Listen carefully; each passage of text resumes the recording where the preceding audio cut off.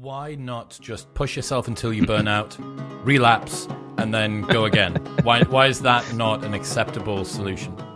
Well, because it's a recipe for misery, and I think it comes down to what you value too, and there's nothing wrong with valuing accomplishment.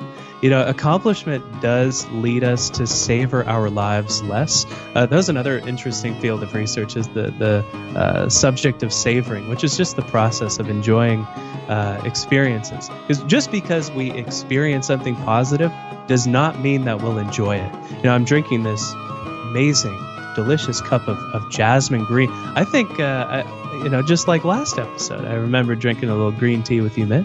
And just because I sip on this amazing green tea does not mean that I will enjoy the experience. Just because we experience something positive doesn't mean we'll internalize it and generate positive emotions from it.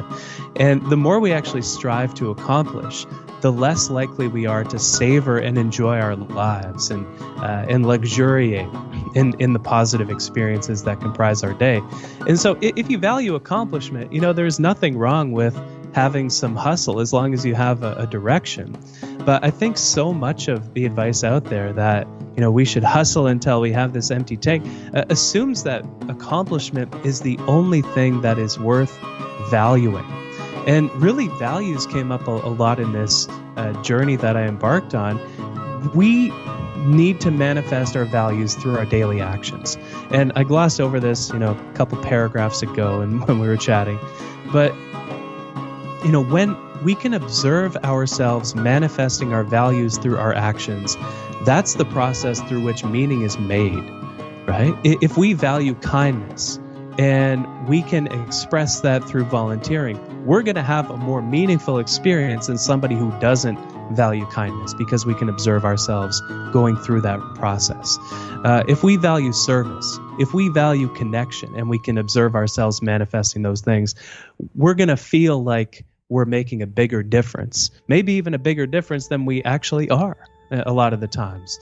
But it really does come down to values and realizing that there is a complexity of values that lies at the core of who we are that we deserve to express in how we act. Accomplishment being maybe one of them, but by God, hopefully not the only one. You would hope so. I mean, one of the interesting things that I've learned this year is in the modern world, a lot of people are very happy to give up the thing that they want in order to achieve the thing which is supposed to get it.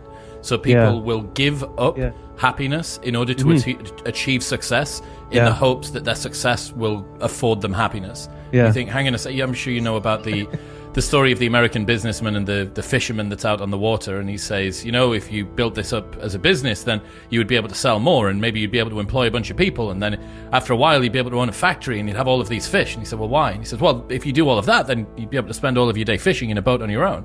You go, well, that's my life already. And I do wonder how much overcomplication comes from people trying to go the long way around in order to achieve happiness. And I think that success is one of the easy traps that gets into.